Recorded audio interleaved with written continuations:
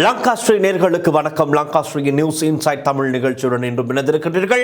நீங்கள் வெளிநாட்டில் இருந்தாலும் பயண தடைகள் மற்றும் சிரமங்களால் அருகில் இருக்க முடியாத இந்த நேரத்தில் உங்கள் பெற்றோருக்கு மருத்துவ தேவைகளை வழங்கி எங்கள் சொந்த பெற்றோரை போல நாங்கள் அன்புடன் பராமரிப்போம். மெடிப்ளேஸ்.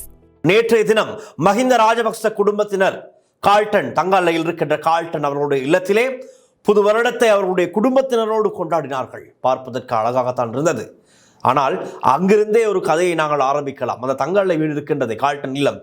அதுவுமே ராஜபக்ச, அதாவது மஹிந்த ராஜபக்ச தன்னுடைய அரசியல் அதிகாரத்தை பயன்படுத்தி சண்டித்தனத்தை பயன்படுத்தி பலவந்தமாக தன்வசப்படுத்திய ஒரு வீடு தான் அந்த கால்டன் வீடு என்றும் பல கதைகள் இருக்கின்றது. நானாக சொல்லவில்லை, நானாக இந்த கதையை உருவாக்கவில்லை. பழைய வரலாறு இருக்கின்றது, அதற்கான ஆதாரங்களும் இருக்கின்றது. ரைட், பல அரசியல் விமர்சகர்களுடைய வாயிலே இந்த விடயங்கள் வெளிப்படுத்தப்பட்டிருக்கின்றது.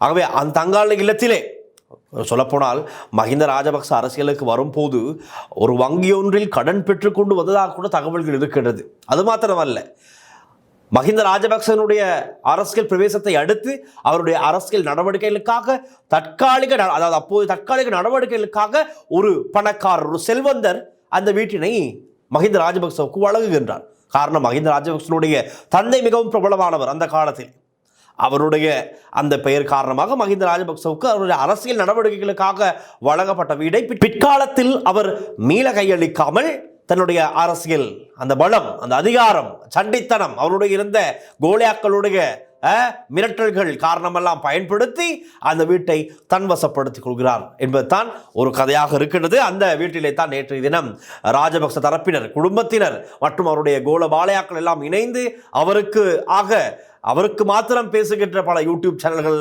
எல்லாம் இணைந்து அந்த இடத்துக்கு சென்று அந்த புது வருட கொண்டாட்டத்தை நடத்தி இருந்தார்கள்.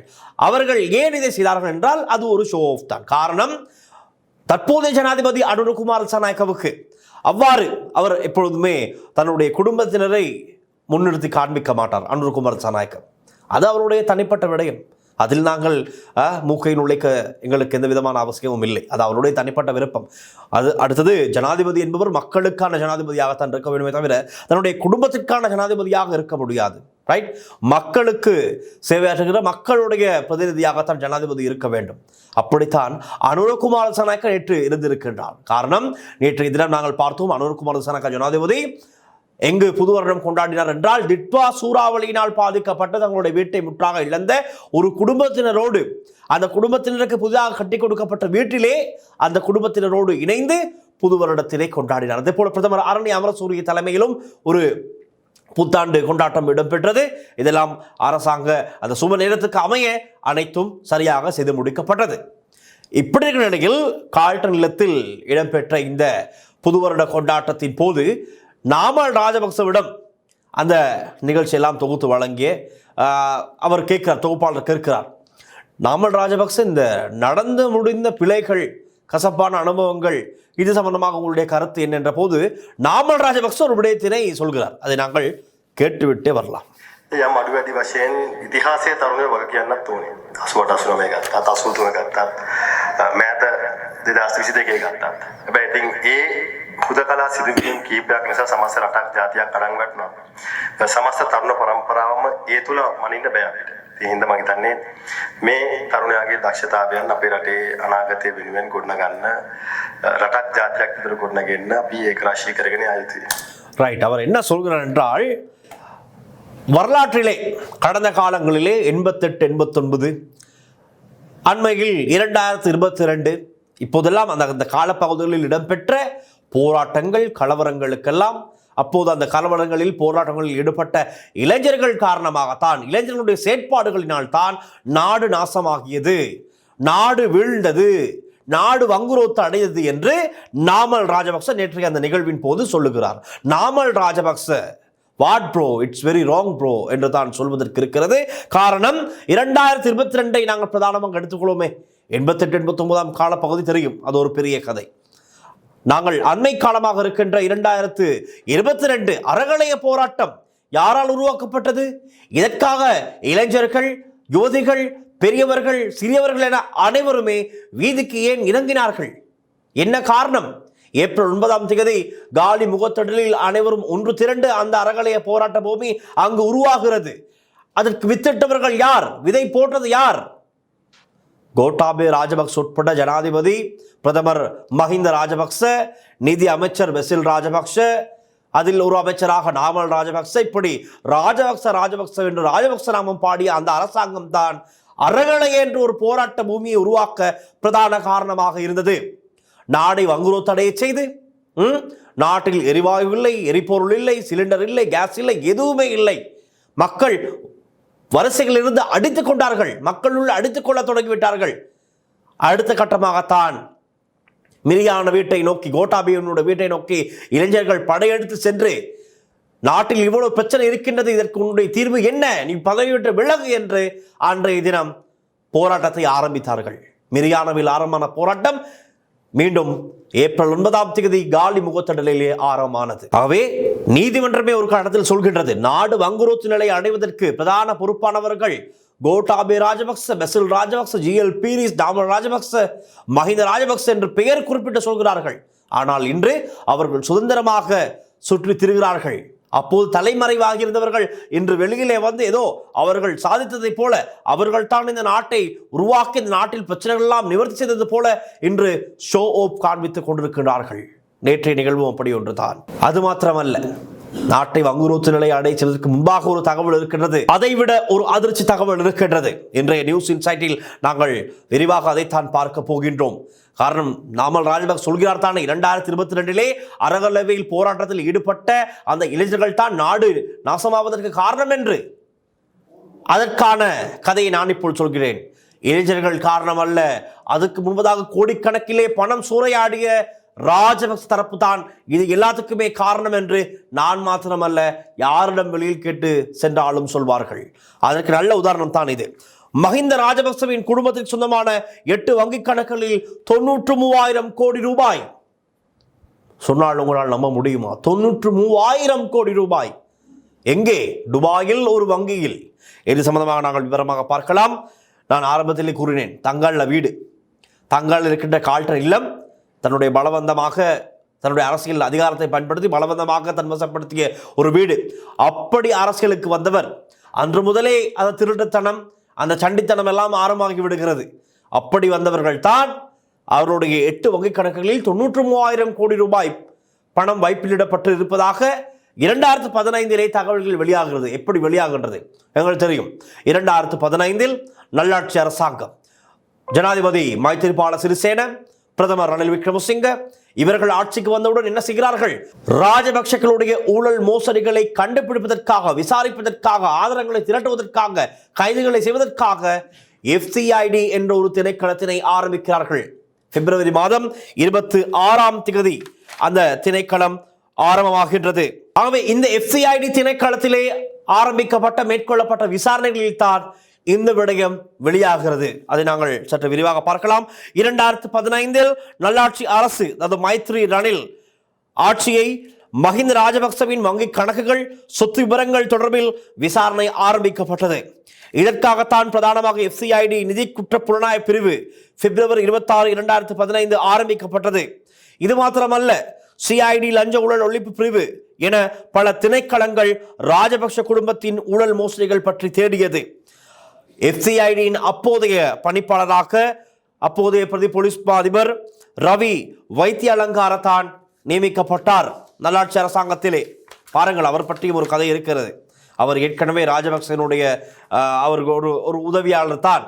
ஆனால் அவர் FCIDயின் பணிப்பாளராகவும் நியமிக்கப்பட்டிருக்கின்றார்.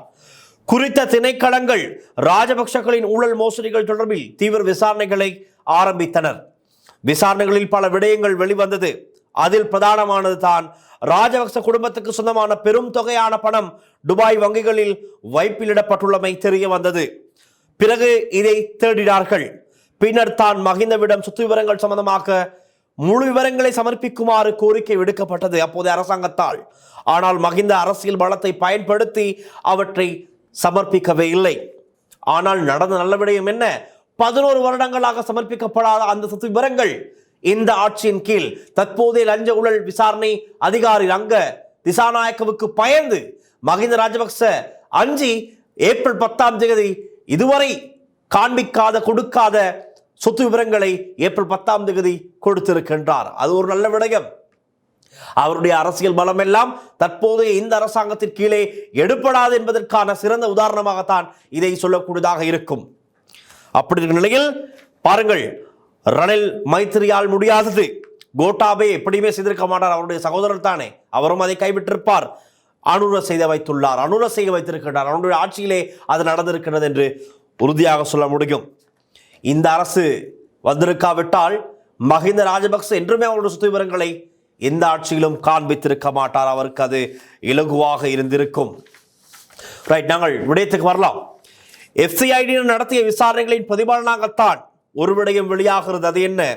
துபாய் மஸ்கட் வங்கியில் 8 வங்கி கணக்குகளில் இந்த 93,000 கோடி ரூபாய் இருந்திருப்பது தெரிய வந்திருக்கிறது. எப்பொழுது 2015ஆம் ஆண்டிலே தான் இந்த விவரம் வெளியாகிறது. ஆனால் இந்த வங்கியின் பெயர் சற்று குழப்பமாகத்தான் இருக்கிறது. அது இன்னமும் உறுதிப்படுத்தப்படாமல் தான் அறிக்கைகளில் குறிப்பிடப்பட்டிருக்கிறது. ஆனால் சொல்லப்படுவது ஏதோ துபாயில் மஸ்கட் வங்கி என்று சொல்லப்படுகின்றது. இது ஆய்வு அறிக்கைகளில், விசாரணை அறிக்கைகளில் இருக்கின்ற விடயத்தினைத்தான் நாங்களும் உங்களுக்கு முன்வைக்கின்றோம். மஹிந்த ராஜபக்ஷ, நாமல் ராஜபக்ஷ, யோசித்த ராஜபக்ஷ உட்பட அவர்களின் நெருங்கிய உறவினர்களின் பெயர்களில் உள்ள பேங்க் அக்கவுண்ட்ஸ், வங்கி கணக்குகளில் தான் இந்த மொத்த பணமும் வைப்பிலிடப்பட்டிருக்கிறது. இது நல்லாட்சி அரசாங்க காலப்பகுதியில் 2015 கண்டுபிடிக்கப்பட்ட ஒரு பெரிய விடயம். 2015ஆம் ஆண்டு, அதற்கு முன்பதாகவே ராஜபக்சேவுடைய வங்கி கணக்குகளில் 93,000 கோடி இருந்திருக்கின்றது என்றால் யோசித்து பாருங்கள், என்ன அடி அடித்திருப்பார்கள். என்ன அடியாக இருக்கும்? உங்கள் அடி எங்கள் அடி இல்லை, தர்ம அடி அடித்திருக்கிறார்கள்.